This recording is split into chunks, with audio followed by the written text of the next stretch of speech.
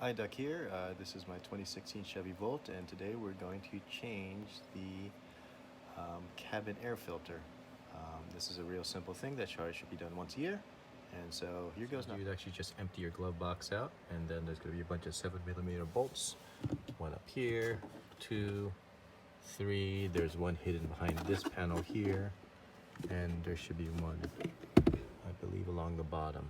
So let's get starting these off. This side panel just pries. Panel takes a little bit of muscle because they have these little tiny metal clips in the back.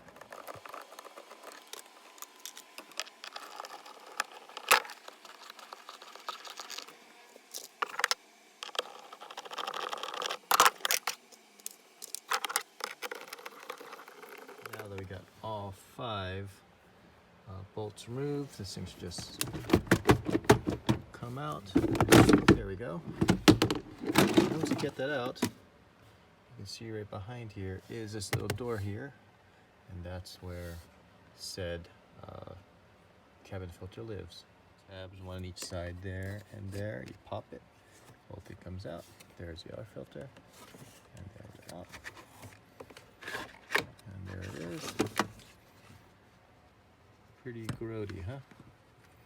Time for a new one. That's the inside there.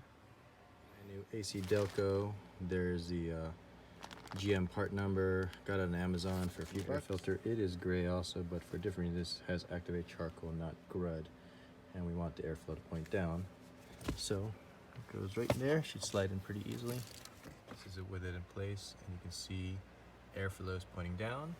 So we're going to reverse the steps, install the glove box, put the screws and the side panel, and we are all done this simple DIY air filter change.